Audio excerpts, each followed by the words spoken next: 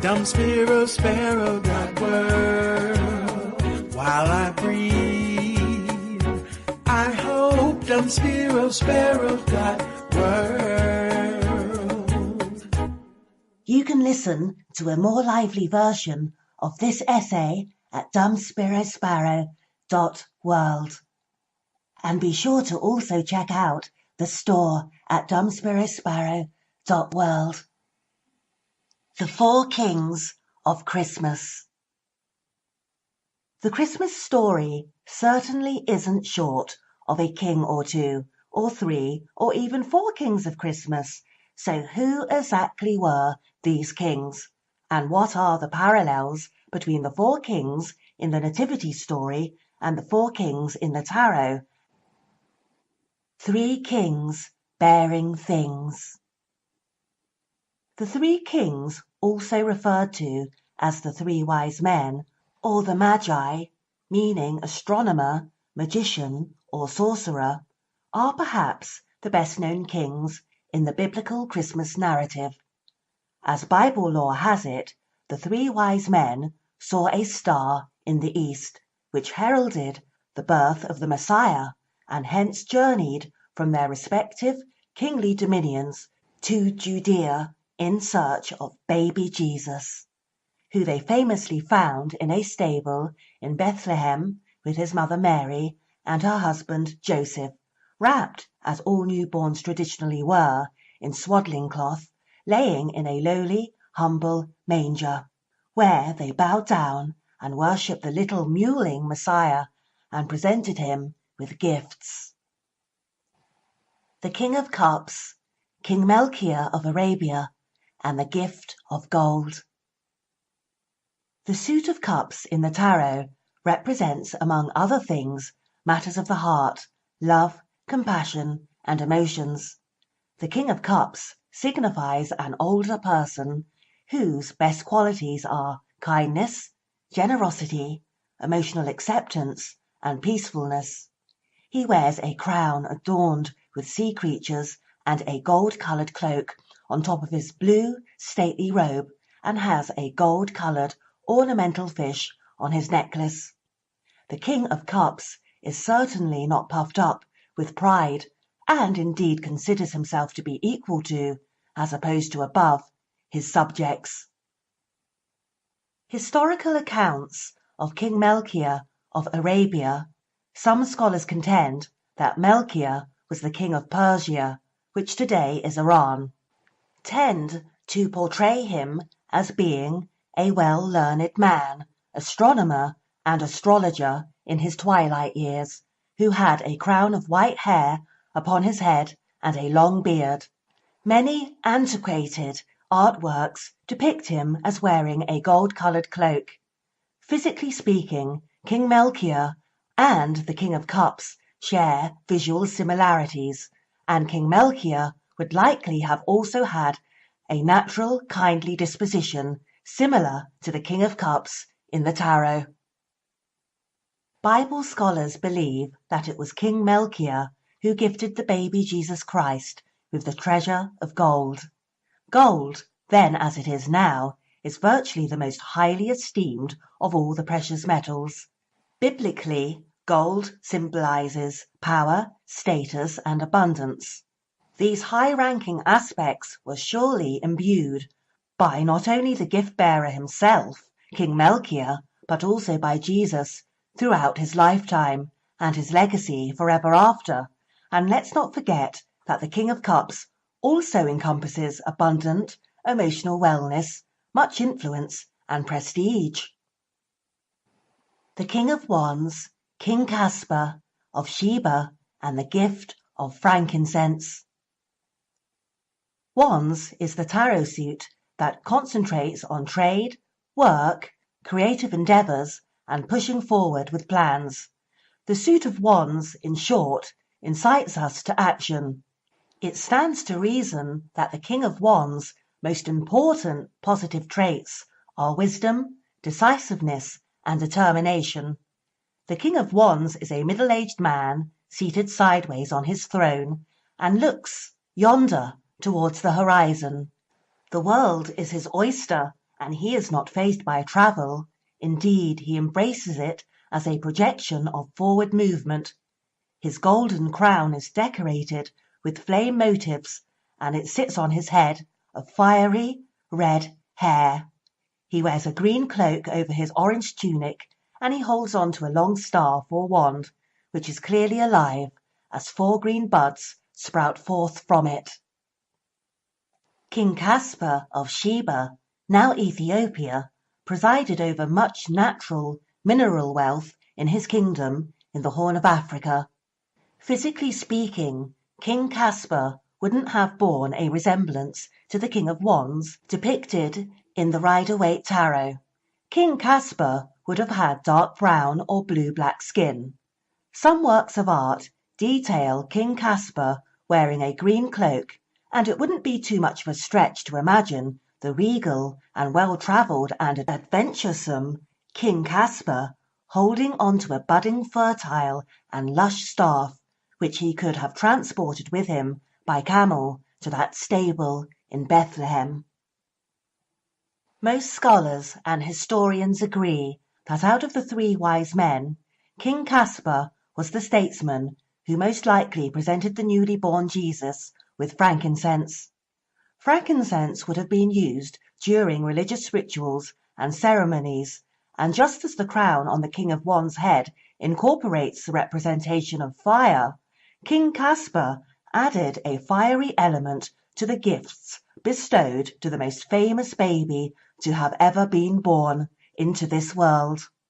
Frankincense made a most appropriate present for the Christ.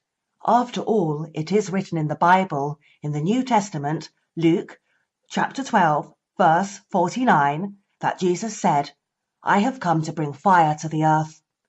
Furthermore, pleasant-smelling frankincense represented the spiritual aroma of Jesus Christ's sanctity. The King of Pentacles, King Balthazar of Egypt, and the gift of myrrh. The suit of pentacles in the tarot is concerned with money, wealth, and abundance. Therefore, it's no surprise that the King of Pentacles' best characteristics are entrepreneurship, kindness, generosity, and self-control. The King of Pentacles is a well-accomplished, mature man who has spent his lifetime acquiring and building his good fortune. He wears a gold crown, which sits on top of a wreath that has living red flowers in bloom growing from it.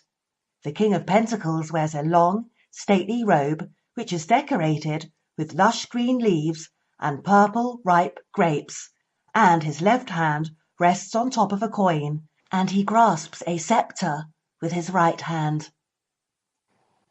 King Balthazar of Egypt ruled over one of the greatest and richest ancient civilizations the world has ever known. Like the fictional but very symbolic King of Pentacles, King Balthazar would have spent much of his kingship helping to continue to build up the wealth and good fortune of Egypt through trade and commerce. Many artists portrayed King Balthazar in their paintings as being brown-skinned, so he wouldn't have resembled the King of Pentacles in the Rider-Waite physically.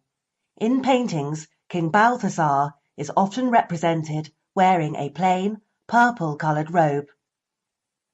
Like the King of Pentacles, there would be no gift beyond the affordability of King Balthazar. The third gift awarded by the third king to little Jesus Christ was myrrh. Back in those times, myrrh, an expensive ointment, was often used to embalm kings and other highly esteemed and wealthy peoples in ancient times. Though it could be said that by modern-day standards, the giving of myrrh to a newborn was a slightly macabre present, but hey, birth and death aren't so different. Myrrh also foreshadowed the fact that the death of Jesus would be as important as his life. The King of Swords, Jesus Christ, King of the Jews, and the gift of Christmas. The final suit in the tarot is the Swords, which is centered around state of mind and matters of the conscious and subconscious, as well as power, status, and also conflict. The King of Swords denotes a man or person who is very powerful and has much authority, and if needs be is prepared to rule by the sword, and who is quite prepared to defend his people and kingdom. The King of Swords wears a gold crown with a winged creature engraved on it, and he wears a bluish, long tunic, and a purple cloak is draped across his shoulders, and in his right hand he holds a long sword upright. Jesus Christ, King of the Jews, is perhaps the most well-known spiritual master there is, this side of the universe anyway. He is the last of the 4 kings of Christmas, but hey, the last shall be first. The Bible, New Testament, Matthew, chapter 20, verse 16. Unlike most non-fictional kings, or fictional kings, such as the King of Swords, instead of wearing a golden crown, Jesus is often depicted as having a crown of thorns on his head.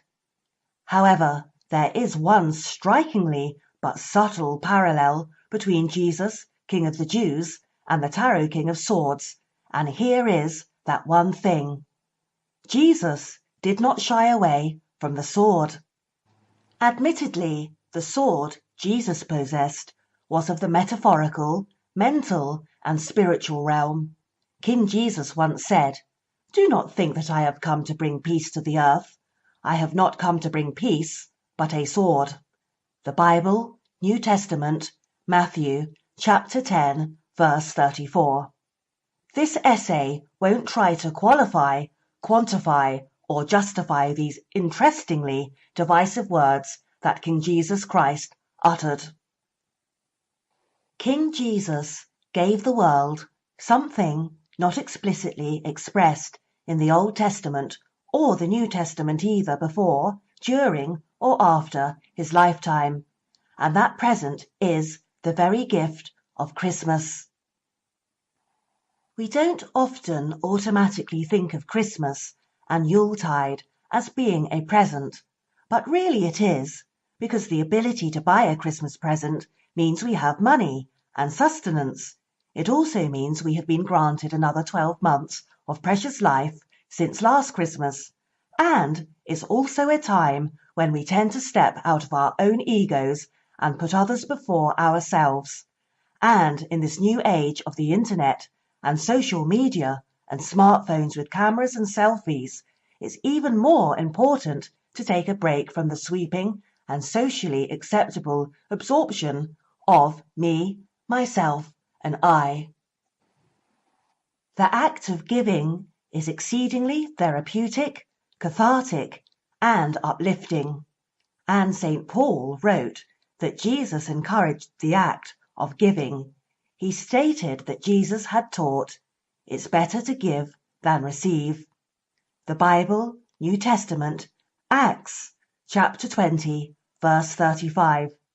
So even if you give a present or something else of emotional value to someone and you don't receive anything in return from the recipient of your generosity, you nevertheless receive soulful and spiritual fulfillment from the very same place that King Jesus Christ, the last King of Christmas and the first King of Christmas, oftentimes spoke from, the heart. Quote by Khalil Gibran. Yesterday we obeyed kings and bent our necks before emperors, but today we kneel only to truth, follow only beauty, and obey only love.